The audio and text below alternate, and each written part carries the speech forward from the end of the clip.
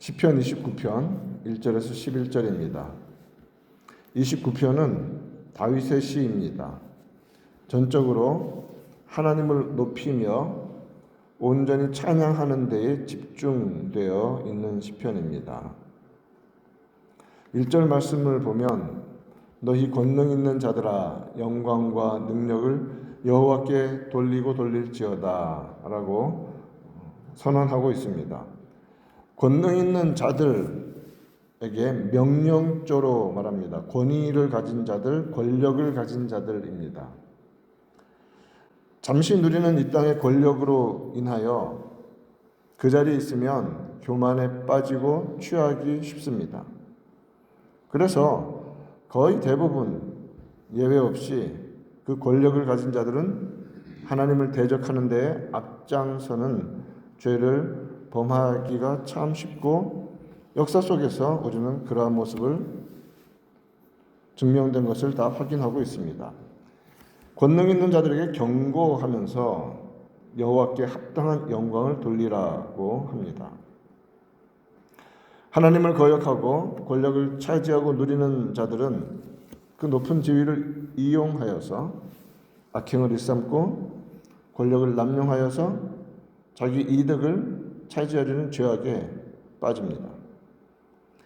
빌라도가 예수님께 내가 너를 놓을 권한도 있고 십자가에 못 박을 권한도 있는 줄 알지 못하느냐고 할 때 예수님께서는 요한복음 19장 11절에서 위에서 주지 아니하셨더라면 나를 해할 권한이 없었으리니라고 하셨습니다. 로마서 13장 1절에서도 권세는 하나님으로부터 나지 않음이 없나니 모든 권세는 다 하나님께서 정하신 바라. 이런 말씀들은 권력을 가진 자들이 무소불위의 권한을 가지고 함부로 휘둘러도 괜찮다는 그런 말씀이 아닙니다.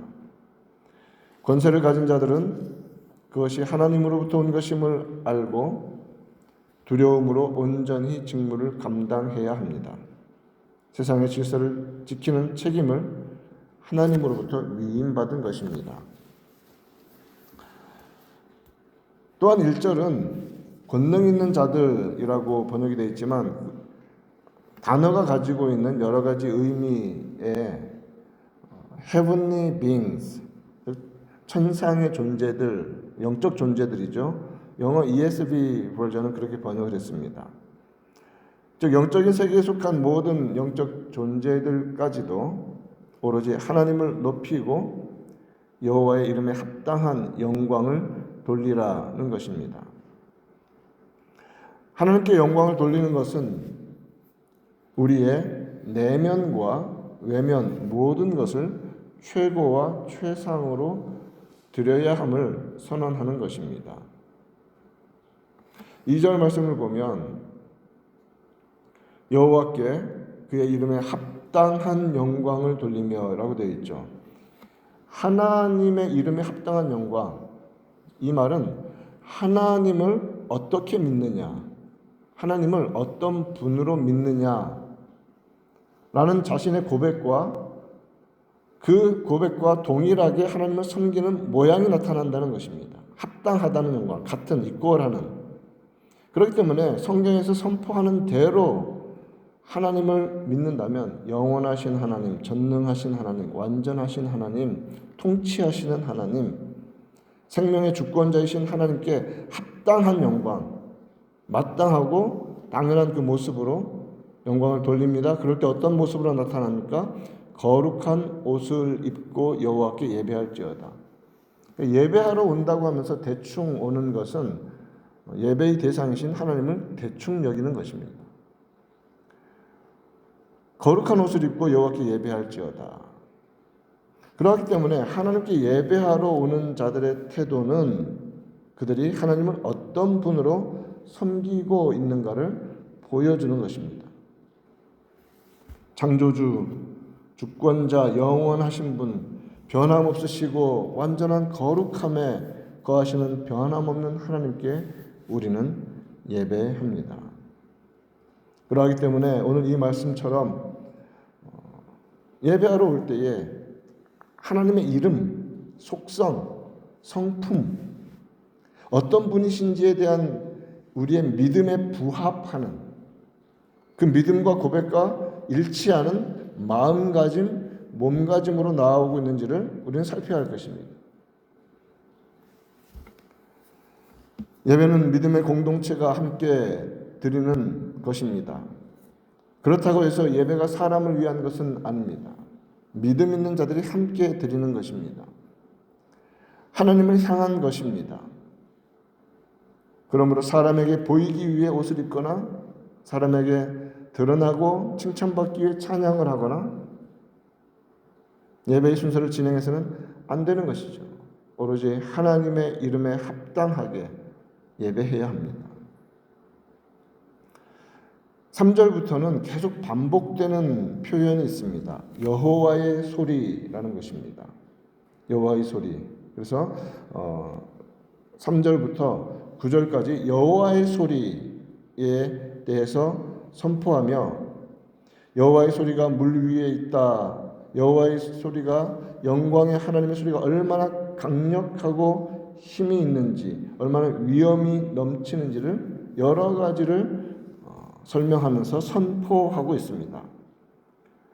레바논의 백향목을 꺾으시는 여호와의 소리, 이 땅의 짐승들을 꺾고 뛰게 하시는 여호와의 소리, 광야를 진동시키시는 강력한 소리입니다.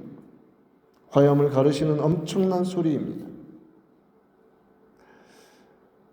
하나님의 소리를 이 땅의 피조물이 직접 듣는다면 감당할 수가 없습니다. 그 한 예로서 하나님께서 이스라엘 백성들을 출애굽시키셔서 시내산까지 인도하셨습니다. 거기에서 언약을 맺기 위해서 그들을 불러 모으시고 직접 그의 음성으로 십계명을 선포하셨습니다.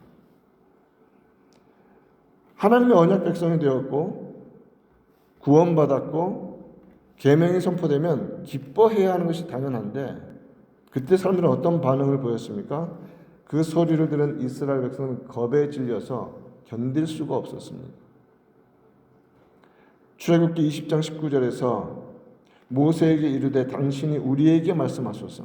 당신이 듣고 당신이 우리에게 전해주소서. 우리가 들으리이다. 하나님이 우리에게 말씀하시지 말게 하소서. 우리가 죽을까 하나이다. 죄로 인해 하나님과 원수된 인간은 하나님의 소리를 감당하지 못합니다. 죄인된 인간은 하나님의 말씀이 선포될 때 견디지를 못합니다. 아담과 하와가 선악과를 먹고 타락하여 보여주었던 첫 번째 죄의 증상은 무엇이었습니까? 하나님이 부르실 때 숨는 것이었습니다. 피하는 것이었습니다. 그토록 좋았던 하나님의 음성이 무섭고 두려운 것이었습니다. 그러나 이제 예수 그리스도 안에서 구원받은 성도, 십자가 안에 은혜 안에 있는 성도는 어떻습니까? 말씀이 육신이 되어 우리 가운데 오신 예수 그리스도의 음성 듣기를 좋아합니다. 말씀 듣기를 좋아합니다. 선포되는 말씀을 듣기를 좋아합니다. 하나님의 말씀을 읽고 묵상하기를 기뻐합니다. 하나님의 소리, 하나님의 말씀을 좋아하는 것이죠. 여기서 여호와의 소리라고 하면서 3절에서 물 위에 있도다. 그리고 여호와는 많은 물 위에 계시도다라고 말씀하십니다. 물소리와 같이 비교해서 여호와의 소리를 표현합니다. 에스겔이 보았던 환상 중에서 하나님의 영광이 동쪽에서부터 성전을 향해 오는 그 환상을 보면서 하나님의 음성이 많은 물소리 같다라고 표현을 합니다. 또한 요한계시록 1장 15절에서 예수님의 모습을 묘사하면서 그의 음성은 많은 물소리 같다고 했습니다. 홍수 때에 엄청난 속도로 계곡을 흘러내려가는 엄청난 양의 물소리를 들어보신 적이 있으실 것입니다. 혹은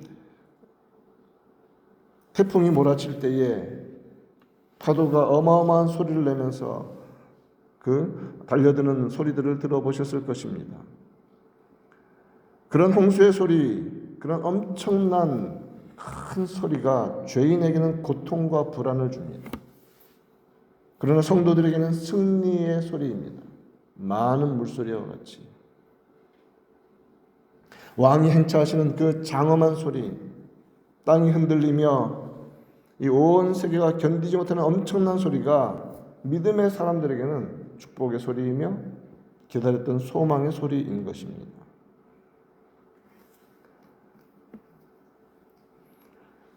여호와께서 10절 말씀입니다. 홍수 때에 자정하셨으며, 홍수 때에 그 어마어마한 물 같은 소리가 이어지고 있죠.